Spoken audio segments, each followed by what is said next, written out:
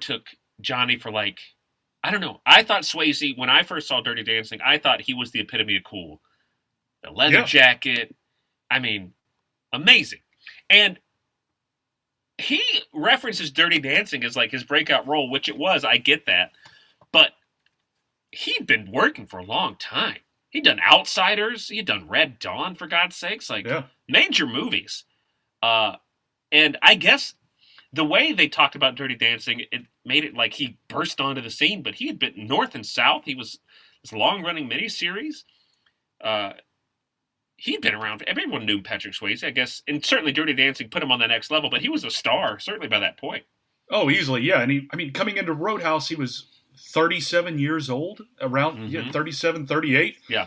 And, he's Sam Elliott, I think, or Ben Gazzara was probably the oldest man on set, or one of the main characters. But with that, you had this experience that, just like everything from Red Dawn to now, and it's just how he's grown into this, and it's just funny, like seeing kind of the trajectory of his career with action, Dirty Dancing, action, Ghost, action, kind of like let's pull back the reins, let's get crazy, let's pull back the reins, kind of thing.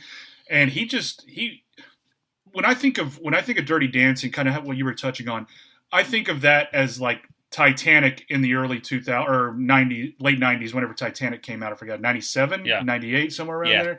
And kind of like that being the guy, like I remember my friends and me with Titanic and our girlfriends coming out of high school, like, let's make a pact never to go see this movie with our girlfriends. And I have this feeling kind of like Dirty Dancing was almost that way, maybe, with guys, kind of trying to be too cool, like we were in high school and stuff like that. Yeah. We're not going to see this movie.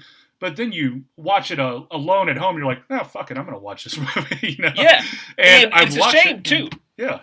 Yeah, go ahead. I was just going to say, you watch it, and you're like, oh, shit, like, I would be a Jack. I would stand up for, for my girl and everything like that. I would be Patrick Swayze. I'd be a Johnny, and I'd be a cool, soft-spoken badass who can dance. I don't mind doing that. Yeah, and fucking Johnny, man. I think it was like, when you see something and you, like, try to emulate it, like I would do with all these karate movies that go out. I remember wanting a leather jacket so bad. And it's a shame, too, like, sure, Dirty Dancing gained it was a huge, shouldn't be underestimated what a huge success that was. And I get why he calls it his launching point, because that movie was massive. And he had like a number 5 Billboard single off of it, too, that made him a lot of money. He talks about, I watched a Johnny Carson interview, and Johnny Carson was like, so you're a songwriter, huh? And he's like, yeah.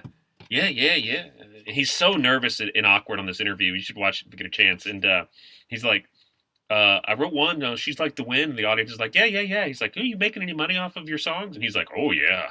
No.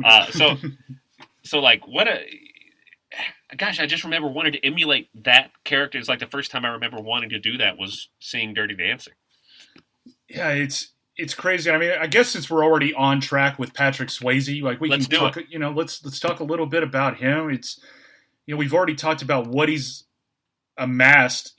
At 37 years old when he starts Roadhouse, what he's already done with his career, and it's about to take off. The second chapter of that after this movie, and going forward with Point Break, Ghost, of course, is going to be the next big one that he has too.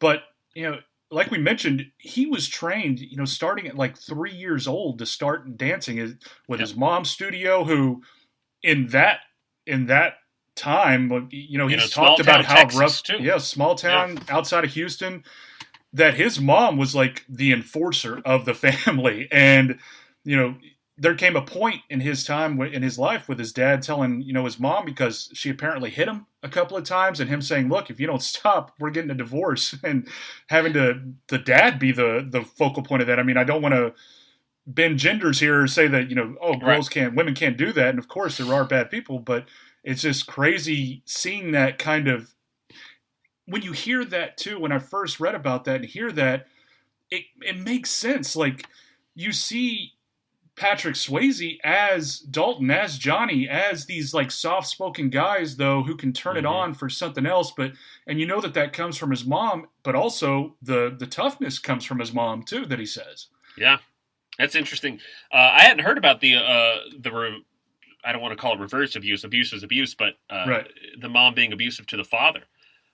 I knew the mother was very stern and sort of set a lot of rules and did Swayze a lot of favors with the discipline and art he gleaned from dance, but it also didn't do him many favors growing up in a small town of Texas, as he talks about how he would fight all the time. I think he has the most fascinating Hollywood journey of just about any actor we've covered, from this small town, from this dancer, from a legitimate ballet dancer to having his film debut in this roller skating thing. And everyone's like, my God, this man's incredible. He's sexy. And he's just like, I don't want that. Don't bring that to me. And then there's all these, 3 movies that last within pop culture well beyond, in Point Break, Roadhouse, and Ghost. And for me and you, many more movies than that. But maybe for the average person, like Black Dog is always a big one to me. And he just does all these things, and all he wants to do is like live in California and breed and raise horses. Like, yeah, that's it. And he was with his wife for the longest time, and I don't know, man. He's just a unique cat. And one of the more interesting things is to have like the capacity and love to grow up how he did, where I'm going to assume, and I'm making a vast assumption here, that he was beat up because he was dancing, because it was viewed as like sissy gay, whatever you would call it in the 70s, 60s, growing up with that. He does Tu Wong Fu, and he plays every actor in this movie. It's so good, but like specifically Swayze plays this. Think about when this movie came out, and think about the just grace that he plays this character with. That in the 90s, you would think Adam Sandler would play it or something like that. Yeah, and easily. Just these over the top, and not give this character any realness. And hey, it's just such a good movie. Now, that's coming from me. It may not have aged as well as I remember it. I've watched it, I guess, within the past 10 years, and I was still impressed with what they did. But I don't know if those things hold up. I think they do. I don't hear anybody talking about it, but I'm still impressed that he was able to do that. I don't know, I guess the fact that he did Tu Wong Fu makes me like his career even more. Like, what a vast array of characters. And like knowing about Tu Wong Fu, I kind of put it in a place of, that came out, did that come out early 2000s, Tu Wong Fu? I think it came out late 90s. I think you're right. Yeah, it came out late 90s, which makes it even more relevant. Yeah. To where it's like him making that choice of Tu Wong Fu to do is kind of what the spotlight that was put under Gyllenhaal and Heath Ledger. Yeah, it's just like that. Whoa, they're making this decision to do this, and it's like, of course, Tu Wong Fu is not the drama-filled, heartbreaking love story, but it's still that perception of the times, and it's like, oh, you have Swayze who did Roadhouse, he's doing drag now. Come on, like it's that, and I remember, just as a kid, like I'm not gonna lie, I thought about, I wasn't a kid when it came out, but it was still like I was a young, naive kind of guy. It was like, what? Come on, Patrick Swayze, don't do that. And it's and Wesley Snipes. It has all these action people in it, and it's a fun movie. Go back and check it out. Now, I feel like we could talk about the movie Swayze has done. He does a really weird movie in his coming upness. What's that? Steel Dawn. Steel Dawn. Yeah. It's like. It's right after Dirty Dancing, before Roadhouse, I believe. It's this, I don't know if it had a theatrical release or not, but I could see him being like, all right, I did the dancing movie, now I'm going to do this crazy action. And it's this Mad Max style martial arts movie. I've only seen the trailer. I would love to watch this one. Yeah, I've never sat down and watched Still Dawn. I know that. I've heard the title, but I had no idea what it was about until I watched the trailer, and I'm still kind of at a loss. But I would definitely want to sit down and watch that. And that was like right that was 87 was Dirty Dancing and Still Dawn, so I think they were probably overlapping each other at the box office. Still Dawn was probably not at the box office too long in theaters, but still he had two of those movies coming out. Let's before we talk about the film itself and what we want to touch on in this glorious piece of cinema, I want to talk about Ken Rex McElroy. It is not based off of, but it is apparently heavily influenced by a real-life event that took place. I'm talking about Roadhouse. Where, now, it's certainly not based on a true story, right? However, in 1981, a man named Ken Rex McElroy in a small city of Skidmore, Missouri, was murdered. I have heard this story. I have heard this. 50 people in town, in front of his wife. He was shot to death.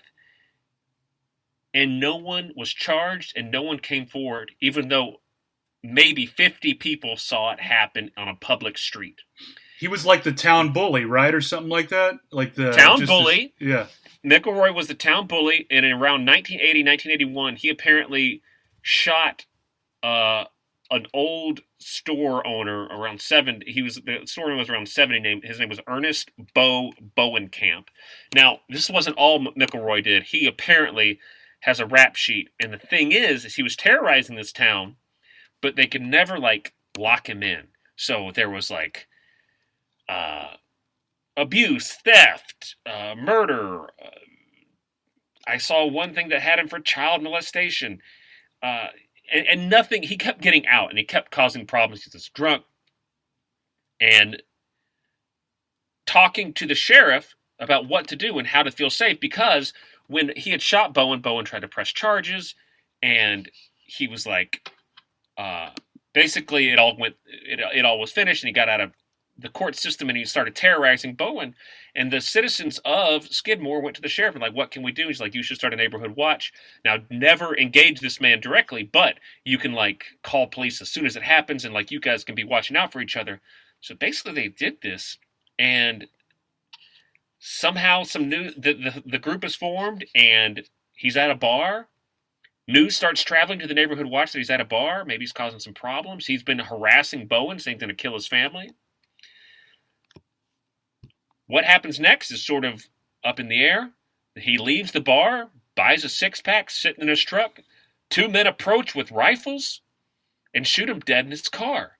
There's estimated that 46 people are sitting in the town square, watch it all happen. Police show up. What the fuck? Wife's screaming. Wife's in the truck with him. And they're like, I don't know what happened. No one came forward with any evidence. Man, you have to be a real piece of shit. You know? That's great. I remember hearing about that. I don't even remember. I just remember town bully, and this was in Missouri, you said, too, wasn't it? In Missouri? It was in Missouri. Skidmore, Missouri. Yeah. Okay, here it is. Felonies include assault, child molestation, statutory rape, arson, animal cruelty, hog and cattle rustling, and burglary. There it is. Hog and cat. Don't fuck around with hog and cattle. No. Listen, you can beat my child, but if you touch my cattle, we've seen Yellowstone. Casey is put in power because the ranchers need anybody who steals livestock needs to be shot on sight. The entire movie of Young Guns is based on this. Yeah. So this happens in 1981. You got to think the script. If this movie shoots in 88, the script 86 maybe it's completed in 86, shopped around a bit. I think it's ridiculous to think this story doesn't influence the ending of Roadhouse, right? It's got to, yeah. It's dead on what happens, and it's exactly what happened. That's certainly not to say that McElroy wasn't some genius businessman. He never brought J.C. Penney to Skidmore, but oh no, he didn't. Poor Skidmore. But man, what a wild story that I saw. Someone had said. I was reading on Reddit or something when I was doing the research, and they're like, based on a true story. I was like, no fucking way. It's not based on a true story. And it's not. But it is certainly influenced, I think, by this story. There's a book about it. There's a TV series starring Brian Dennehy about it. Not a series, but a mini-series, I believe. So, Ken Rex McElroy, rest in peace, you son of a bitch. You son of a bitch. I didn't know there was a book on that. I need to read that. That's interesting. Yeah, it made me really want to read it as well. So before we get into it, one more thing. This movie didn't do as well as the box office as a lot of people thought it was going to. And that's fine. It still made its money. Swayze's still a bankable star. He looks incredible in it.